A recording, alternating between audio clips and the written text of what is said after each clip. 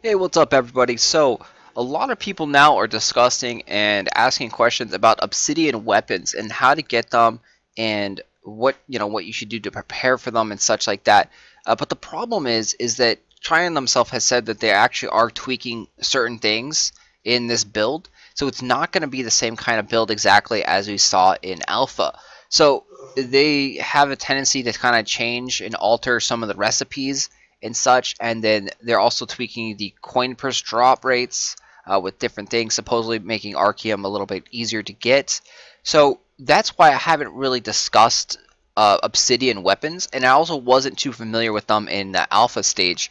So I plan on discussing them in great depth when we actually get the build for the public test server, which should be coming out next week, and we can actually have the hard data of what they are, how good they are going to be, because there's conflicting reports on different websites, and different people are saying different things. Some websites are showing stats of Obsidian weapons being weaker than, like, the Obsidian Tier 1 being weaker than Illustrious. Some people are saying Obsidian Tier 1 is better than Illustrious. So there's a lot of information out there that we don't know what to believe right now, honestly, because again, none of it is going to be set in stone until Trine actually gives us the build. So what they had some passive skills. So that was one of the cool things, that even if they were a little bit weaker, they had a passive skill on them that would generally help your class out pretty significantly. So basically, how to get them is you have to farm materials from level 51 plus monsters. So they're going to revamp Aurora, and all those monsters are now mainly going to become 51, 52, 53. They're not going to be level 50 anymore. So again, their drop tables are going to change. Drop rates on certain things are going to change. Like the haunted chest may change. We don't know yet. But so they're going to now drop these Aurorian items that are needed for the Obsidian weapons.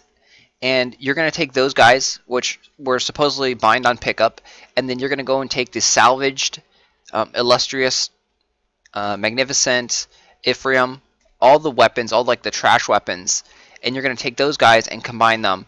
The first stage needs, I believe, 1 illustrious. The second stage needs, I believe, 3 was what it was. And again, this is all could change and speculative, but it kind of went 1, 3, 1, 3, 1, 3, going up until the end. And to get to tier 6, which almost no one would get to tier 6 if they kept the mats needed, it required a Kraken kill and required, I believe, a Dahuda kill. So some really, really big boss kills and rare items from those guys. But there are some links out here, so I'm going to link a couple sites. So this thread is pretty well in depth and detailed on like the old style, roughly. Again, I don't know if the stats are going to be the same, because like this one's saying the stats are better than like the illustrious, the magnificent, etc. Whereas if I went over to I believe it's archeage database, it showed the stats less than what those were. So you don't really know until we can actually get the hard data on it. So I will link this for you guys so you can get a better understanding reading it.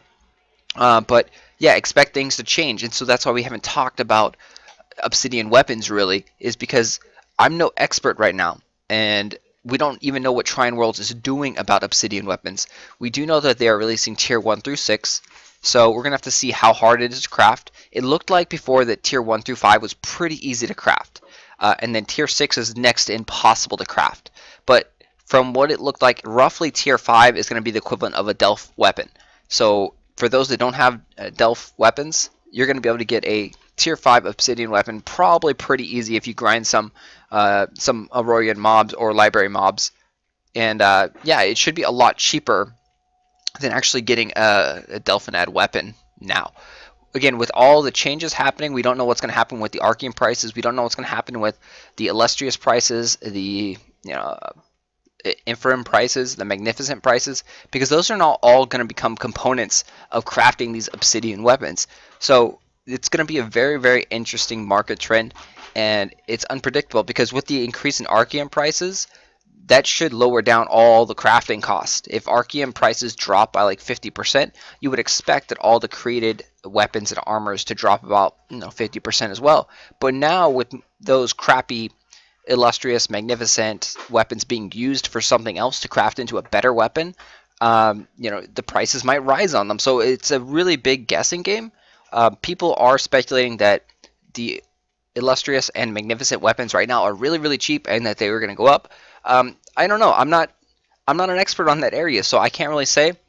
I would probably expect them to stay roughly about the same as they are now, because I think with the increase of Archeum, it's going to drive prices down, and then with the increased demand for them, the price is going to go up, so it's going to roughly even out. But again, we don't know. We're going to find out more in about a week, so check back in about a week when the public test server hits. I'll have a lot of great information on the Obsidian weapons, if it's worth your time, if it's easier, what to invest in. We'll definitely talk about a lot of investing ideas next week once we know what's really in this build. And that's the big thing, is we can't really invest in something until we know what Trine World is doing. And that's what caused us some chaos and havoc this last few weeks, is we didn't know what Trine Worlds is doing. We thought Trine Worlds was already taking a lot of gold out of the system by banning gold sellers and by actually like removing gold, because they did release a couple press releases saying that they were doing that, but unfortunately they were actually lying, and they only did that like one weekend, big massive gold removal, and then they just let them do whatever, all the real money transfer people. They never really touched them, they never banned them, they never removed gold, so the inflation kicked way in, and we were already under the assumption that they were already taking the gold out, killing the bots, killing the real money transfer sellers, but they weren't. So now, after they actually start patrolling it again, the prices dropped anywhere between like 30 to 50% on most servers, because they took out a whole shitload of gold. And that was all gold that was real money transfer related. So we really can't do anything until we know what Trine World is doing and actually doing. So that's why we're going to wait, and we're going to not speculate right here, because again, we don't know. We want to be more correct and more precise on our, guesses. And when Trine World can release new divine gifts or new cash shop boxes, change the drop rates on them, that changes everything. When they change a slight thing in the game, that affects the markets dramatically. So the new cash shop box with the dolphin, they introduced that, and that dropped the red regrade crystal pretty low. So right now is a great time to buy, and as more people now are realizing that the dolphin sucks, and it's missing a skill, and it's really, really slow, it's like slower than, like, I think even swimming normally, people are going to stop buying it.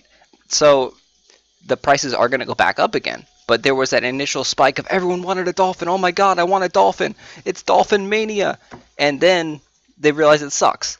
They spend 200, 300 bucks on it, realize it sucks, and they go bitch and complain on the forums. And then so now all the people are going to see it like, oh, wow, you spent that much money on the dolphin, and it sucks, it's missing a skill, it's broken, it's slow. I don't really want that anymore. And so they're not going to buy the cash drop boxes. But supposedly next time they're going to increase the drop rates in those cash drop boxes. So again, we don't really know. We don't know if they're going to take out those dwarfin elixirs, like the speed boost +3, the drop rate plus 10%. We don't know what they're doing, so we can't really speculate on that. If they do take all those little buffs out of the boxes, then those prices are going to jump up dramatically, because you can't get them anywhere else. If they not take them out, but they introduce, like, every time you open up a box you get 5 of those buffs, the prices are going to tank even lower, because there's going to be way more supply and not enough demand to meet up with the new supply. So we don't know. So it's not better to kind of guess what they're doing, because it's Trine Worlds. You have no idea what the hell Trine Worlds is doing. Hell, they don't even know what they're doing half the time. So we just have to wait and see. And next week will be a big testing ground of what's happening with the public test server. Hopefully it actually comes out next week. They did give a, like, next week, hopefully, type thing. So great news, hopefully. Level 55. Get a lot of great content out for that, and help you guys make some money, hopefully. Thanks for watching. Please like, share, subscribe. If you want to see or you want to try and win some Apex, we have a contest going on. Go over there, post a comment down there, and good luck to you guys.